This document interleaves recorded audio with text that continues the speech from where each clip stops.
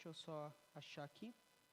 Né, a gente tem trabalhado nessa série do Arena muito sobre 199. Né, a gente fala sobre ser 199. O que é ser 199? 1% de transpiração, 99% de transpiração. Mas é muito mais do que isso. É você sair da zona de conforto. É você deixar de, muitas vezes, ser aquele 1% que todo mundo rejeitava, que ninguém queria ter por perto, e se tornar o homem de Deus, a pessoa, aquilo que Deus tem te chamado. É para você cumprir o teu propósito. Quem aqui não quer ter um salário de 10 mil no final do mês? Uma casa própria, o carro dos seus sonhos? Passo a passo nós temos trabalhando, cada líder de equipe, os pastores, a gente tem pregado, né, em cada arena sobre isso, passos, etapas para você se tornar essa pessoa que Deus te chamou para ser. Amém? E hoje o tema da nossa palavra é esse, o pior da mesa.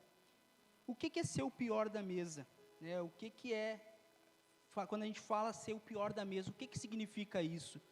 Jonathan, eu não sei, né, o que é ser o pior da mesa.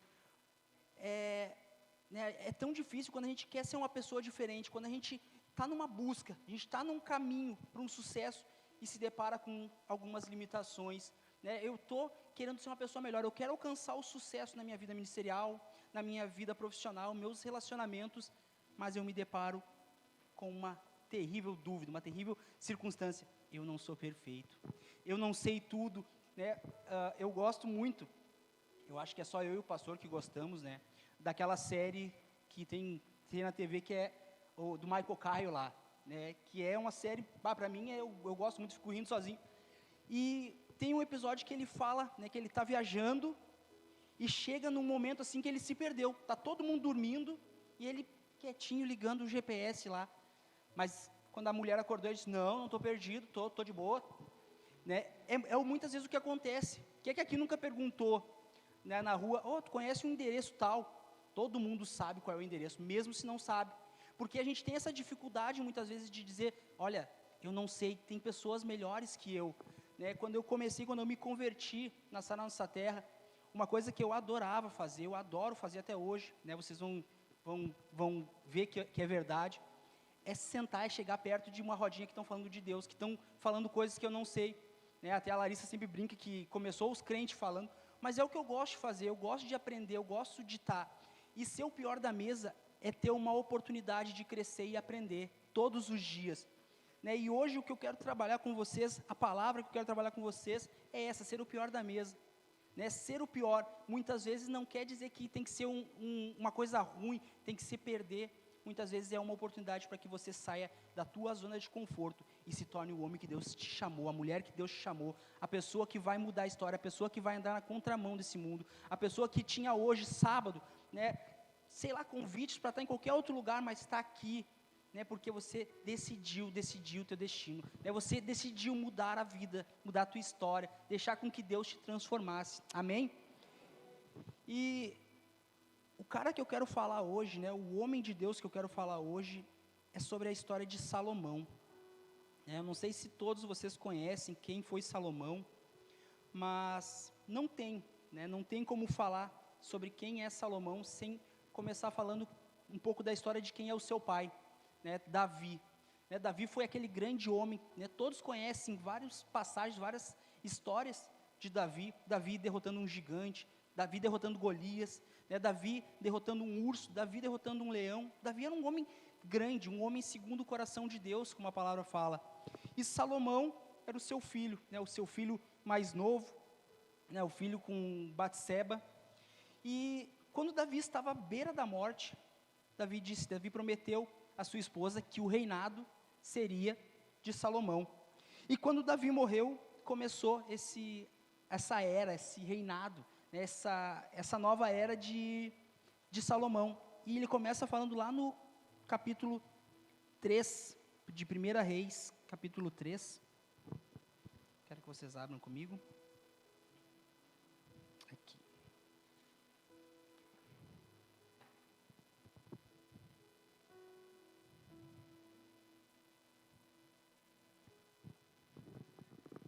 Salomão aparentou-se com Faraó, rei do Egito, pois tomou por mulher a filha do faraó e a trouxe à cidade de Davi, até que acabasse de edificar a sua casa e a casa do Senhor e a muralha à roda de Jerusalém. Entretanto, o povo oferecia sacrifícios sobre os altos, porque até aqueles dias ainda não se tinha edificado a casa ao nome do Senhor. Salomão amava ao Senhor, andando nos preceitos de Davi seu pai, porém sacrificava ainda nos altos e queimava incenso. Foi o rei a Gibeão para lá sacrificar, porque era um alto maior. Ofereceu 1000 holocaustos, Salomão, naquele altar. 5. Em Gibeão apareceu-lhe o Senhor a Salomão, de noite, em sonhos, e disse-lhe Deus: pede-me, o que queres que eu te dê? Respondeu Salomão: de grande benevolência usaste para com o teu servo Davi, meu pai, porque ele andou contigo em fidelidade e em justiça e em retidão de coração. Perante a tua face mantiveste-lhes esta grande benevolência, e lhe deste um filho que se assentaste no seu trono, como hoje se vê. Agora, pois, ó Senhor, meu Deus, tu fizeste reinar o teu servo em lugar de Davi, meu pai. Não passo de uma criança, não sei como conduzir-me. Teu servo está no meio do teu povo, que elegeste, povo grande, tão numeroso, que não se pode contar. Dá, pois, ao teu servo coração compreensivo para julgar a teu povo, para que prudentemente discirna entre o bem e o mal, pois quem poderia julgar a este grande povo? Estas palavras agradaram ao Senhor, por haver Salomão pedido tal coisa. Disse-lhe Deus: já que pediste essa coisa, e não pediste longevidade, nem riquezas, nem a morte de teus inimigos, mas pediste entendimento para discernir o que é justo, eis que faço segundo as tuas palavras, dou-te coração sábio e inteligente, de maneira que antes de ti não houve teu igual, e nem depois de ti o haverá. Próximo. Também até que me pediste, eu te dou, também até o que não pedistes, eu te dou, tanto riquezas como glória, que não haja teu igual entre os reis por todos os teus dias. Amém. Querido, feche teus olhos, vamos orar. Senhor meu Deus, em nome de Jesus, eis a tua palavra, Senhor. Deus, em nome de Jesus, lâmpada para os meus pés é a tua palavra, Senhor Deus, como diz a tua palavra. Nós queremos te pedir, Senhor Deus, dá-nos o entendimento. Senhor Deus, fala conosco através dessa ministração, fala conosco através dessa palavra.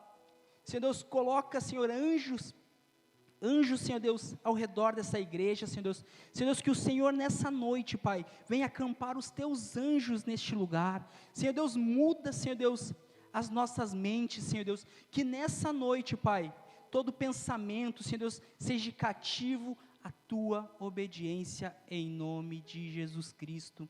Amém e amém. Amém, queridos?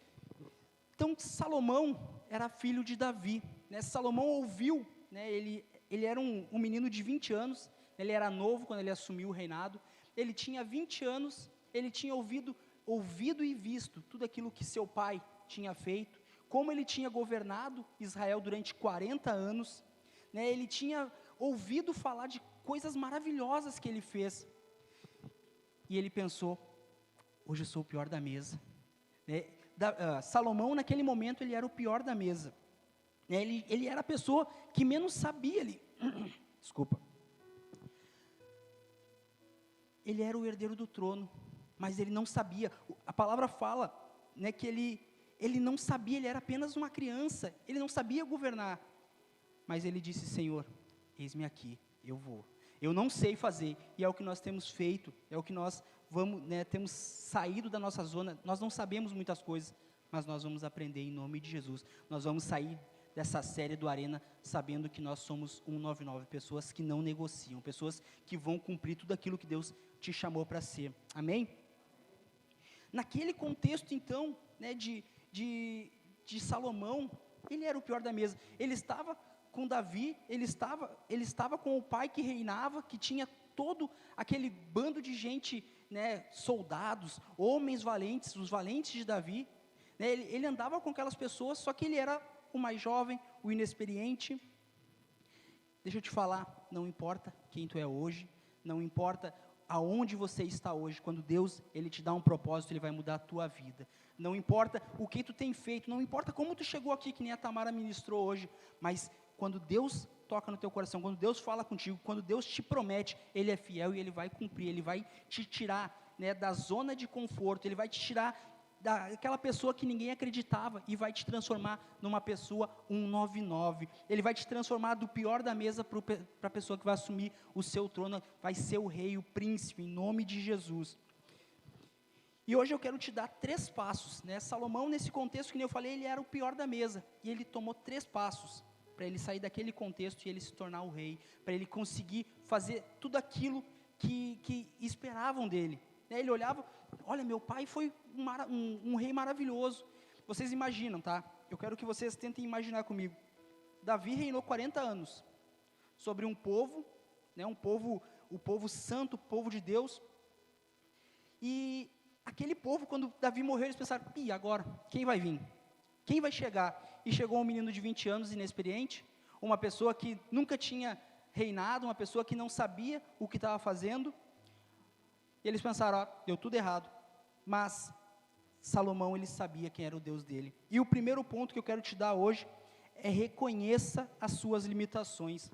Lá no versículo 7, desse mesmo capítulo que nós lemos, capítulo 3, diz assim, ó Senhor Deus, tu deixaste que eu ficasse como rei no lugar de meu pai, embora eu seja muito novo e não saiba governar.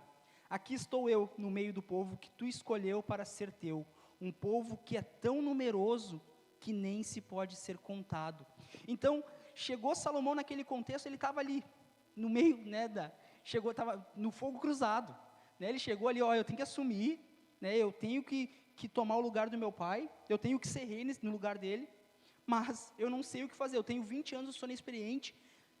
Mas ele disse assim, Senhor, eu não sei nada, eu preciso de Ti. Ele reconheceu, ele chegou ao ponto de ele reconhecer a sua limitação. Ele disse, olha, eu estou aqui, eu quero cumprir o que o Senhor me disse, eu quero ser a pessoa que o Senhor me disse para mim ser, mas eu sou uma criança, eu sou inexperiente, né, eu não consigo sozinho. Ele reconheceu, ele disse, olha, eu estou aqui, né, ele se considerava imaturo, ele se considerava inexperiente, ele não tinha, né, nem noção de como ser, né, a gente vendo o contexto, Salomão era um menino mimado, né, ele era um menino que ele era o filho mais novo do pai dele, né, ele era um dos 4 filhos da sua mãe, né, então ele era aquela criança, aquele jovem, né, naquela fase de rebeldia da adolescência, tendo que assumir responsabilidades. E ele disse, olha Senhor, olha, eu sou imaturo, eu tenho que assumir, mas eu não consigo. Davi havia reinado 40 anos naquela cidade, naquele lugar chamado Israel, né, e Davi deixou aquele legado para o seu filho. Salomão reconheceu os limites, e em vez de usar, né, esses limites para parar ele, para ele desistir, virar as costas e dizer, não, eu não quero fazer birra, olha, assume outro no meu lugar. Ele disse, Deus, eu estou aqui, eu vou mudar a história, né, eu quero mudar a minha história através do Senhor. E foi isso que demonstrou diante de Deus, né, a gente vê a humildade desse homem, né, de reconhecer os limites. Humildade muitas vezes não é recuar, se frustrar, olhar para trás, desistir. Não, humildade é saber que eu não sei tudo, que eu preciso mudar a minha vida, que para alcançar algum determinado ponto eu preciso mudar. Amém? E o segundo ponto é: busque o que te falta em Deus. Salomão reconheceu, né? Salomão, ele reconheceu que sozinho ele não conseguia alcançar. Salomão reconheceu que aonde ele estava aqui, para ele chegar no ponto de ser rei, ele precisa fazer alguma coisa, ele precisava mudar a história dele, ele precisava mudar a vida que ele estava tendo, né?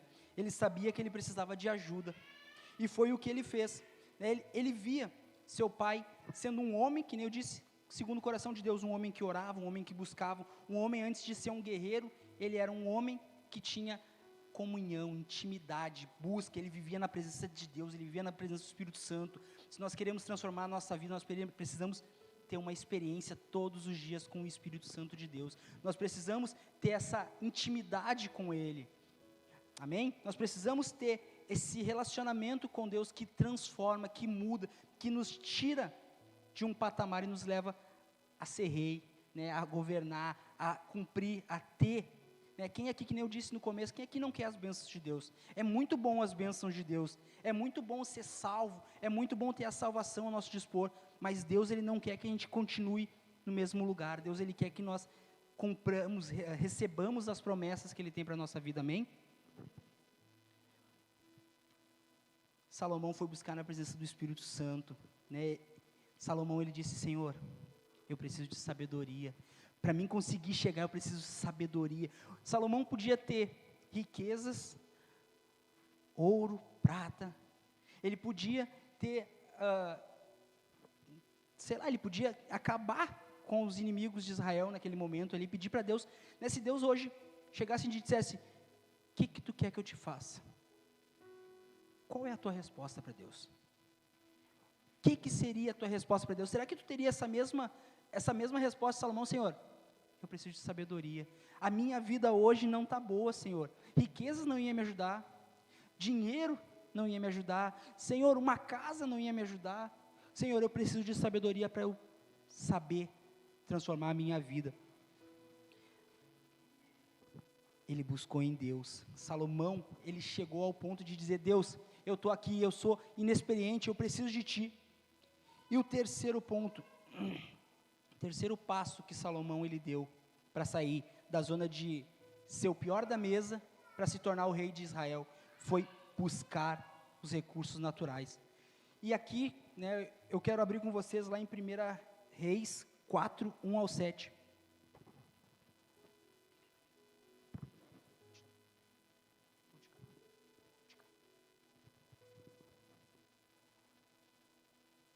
O rei Salomão reinou sobre todo o Israel.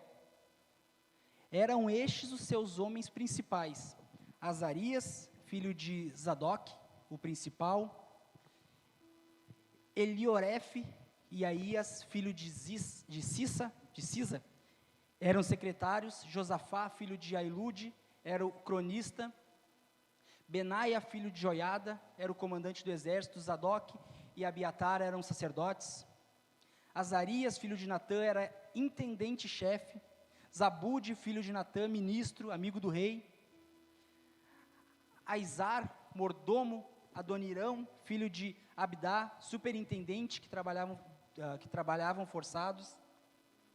Tinha Salomão 12 intendentes sobre todo o Israel, que forneciam mantimentos ao rei e à sua casa. Cada um tinha que fornecer durante um mês do ano.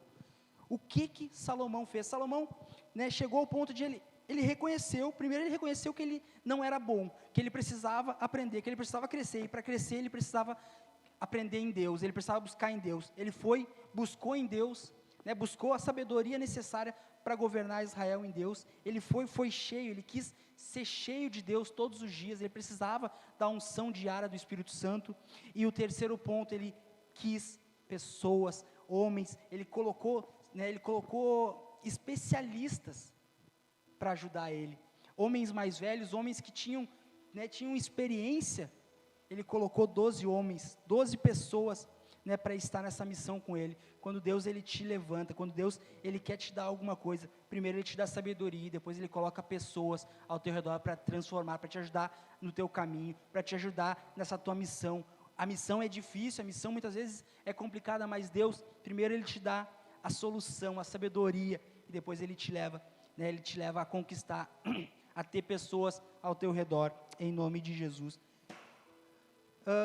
E aqui eu trago essa história, essa passagem da Bíblia com a história de Jesus, né? Eu trago muito isso para quem Jesus era.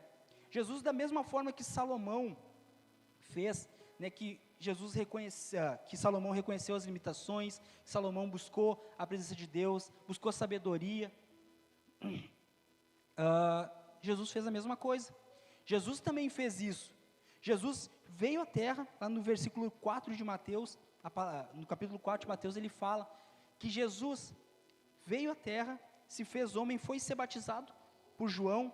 A palavra fala que os céus se abriram, o Espírito Santo em formato de pomba o encheu, ele foi cheio do Espírito Santo, ele teve a presença de Deus, ele foi para o deserto ser tentado, e quando ele saiu, ele formou 12 homens, 12 pessoas para guiar, para ajudar ele a cumprir a missão que ele tinha estipulado, que tinha sido estipulado para ele por Deus.